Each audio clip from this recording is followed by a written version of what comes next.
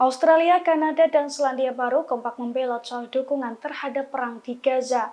Tiga negara sekutu Amerika Serikat tersebut kini tegas menyatakan dukungan terhadap resolusi PBB yang mendesak gencatan senjata di Gaza, Palestina. Ketiga negara tersebut menilai kekalahan Hamas dalam perang tidak sebanding dengan penderitaan warga sipil.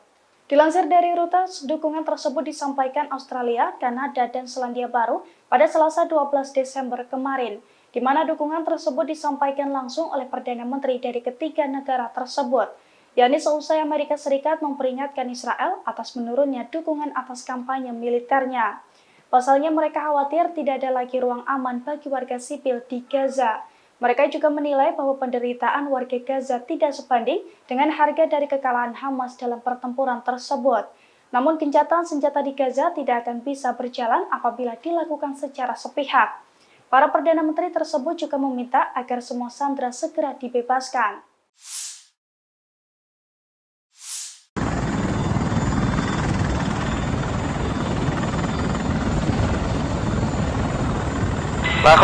Pada Selasa 12 Desember 2023, Tentara Pendudukan Israel mengakui bahwa 8 anggotanya terbunuh di Gaza Utara, 5 diantaranya merupakan seorang perwira. Kedelapan tentara rezim Zionis itu terbunuh di Gaza Utara saat terlibat bentrok dengan perlawanan Palestina kemarin.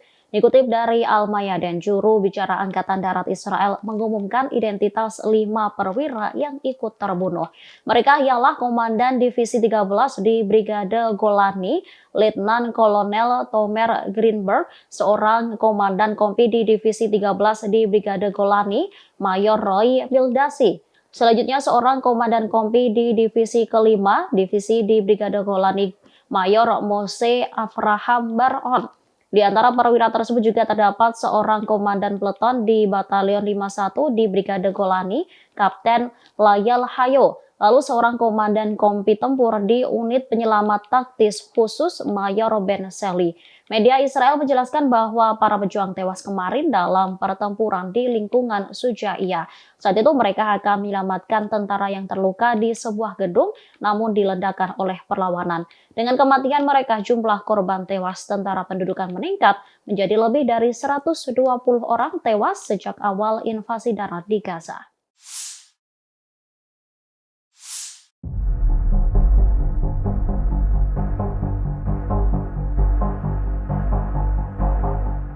Pasukan Israel mendapatkan serangan bertubi-tubi dari berbagai front pembela Palestina.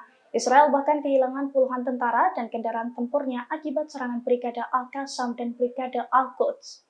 Dilansir dari Pars Today pada Rabu 13 Desember, Brigade Al-Qassam dan Al-Quds kompak menggempur posisi Zionis. Al-Qassam menghancurkan sebuah pengangkut personil tentara Zionis di daerah Al-Tawam di Gaza Utara dengan roket Yasin 105.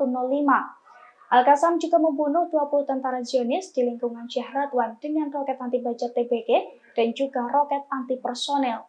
3 kendaraan IDF di lingkungan itu pun tidak luput dari sasaran Al-Qassam.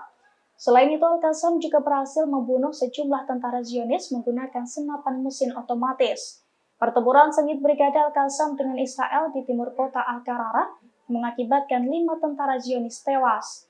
Di sisi lain, Brigade Al-Quds mengumumkan penargetan 2 tank IDF menggunakan roket tandem di sekitar Kem Jabalia dan Beit Lahia di utara jalur Gaza. Seraya Al-Quds bahkan menargetkan 4 tank Zionis di lingkungan Al-Sujaiyah dan Al-Tufah di Gaza Timur dengan menggunakan roket tandem dan RPG.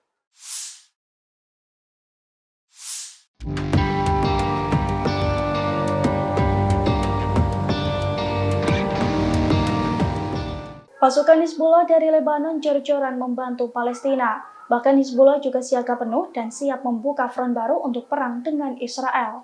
Dilansir dari Al-Mayadin, hal itu diungkapkan oleh Wakil Sekretaris Jenderal Hizbullah, Syekh Naim Qassem pada Rabu 12 Desember, yakni ketika pidato dalam upacara peringatan 3 pejuang Hizbullah yang gugur di Suriah. Syekh Qassem menekankan bahwa front Lebanon akan tetap terbuka selama perang Israel di Gaza berlanjut. Pasalnya, sejak awal, front Lebanon merupakan front pendukung bagi Palestina, di mana menurutnya dukungan tersebut merupakan suatu kewajiban dan bukan pilihan. Diketahui sebelumnya, Hizbullah memang telah meluncurkan berbagai serangan ke posisi Israel. Serangan-serangan Hizbullah itu pun beberapa kali mengenai sasaran dan menimbulkan kerugian besar bagi Israel.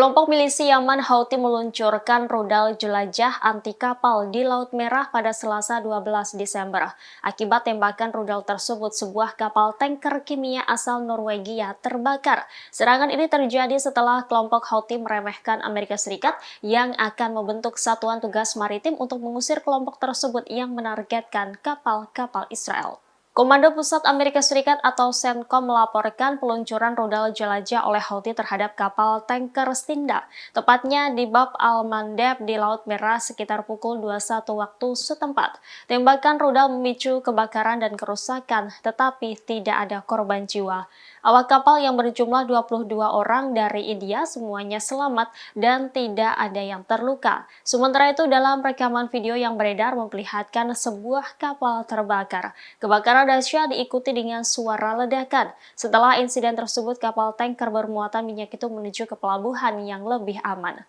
Belum jelas apakah Stindal mempunyai hubungan dengan Israel atau berlayar menuju pelabuhan Israel. CENTCOM menyatakan bahwa tidak ada kapal Amerika Serikat di sekitar pada saat serangan terjadi. Namun kapal destroyer Angkatan Laut Amerika Serikat USS Mason ada di sana dan memberikan bantuan. Sebelumnya pada Sabtu 8 Desember, Muhammad Ali Al-Houthi, anggota Dewan Politik tertinggi Houthi, mengatakan ancaman untuk membentuk koalisi di Laut Merah untuk melawan Yaman tidak ada nilainya. Houthi juga menolak tegas rencana Amerika Serikat membentuk satuan tugas maritim di Laut Merah. Ia mengatakan tindakan seperti itu akan mengancam keamanan dan stabilitas di kawasan.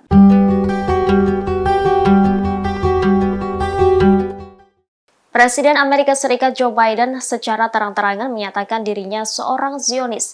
Joe Biden juga menegaskan kembali atas dukungan Amerika Serikat terhadap Israel dalam perang melawan kelompok militan Hamas. Demikian disampaikan Joe Biden dalam memperingati Hari Raya Hanukkah Yahudi di Gedung Putih pada Senin 11 Desember 2023. Dalam pidatonya di hadapan 800 orang, Joe Biden menyerukan pembebasan sandera yang ditahan Hamas di jalur Gaza.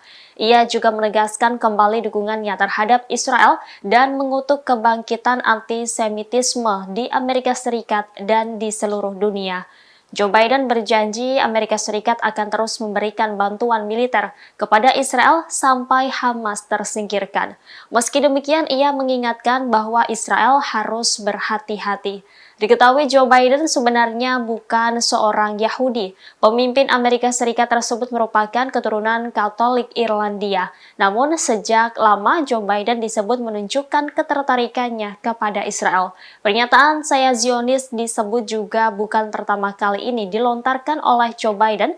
Joe Biden disebut menjadi salah satu sahabat Israel terkemuka dalam politik Amerika Serikat. Seorang mantan pejabat Amerika Serikat menyebut kesadaran Biden terhadap penganiayaan kepada orang Yahudi dan insiden antisemitisme tertinggi di Amerika Serikat tahun lalu mungkin menjadi alasan Joe Biden berpihak kepada Israel. Download Tribun X sekarang, menghadirkan lokal menjadi Indonesia.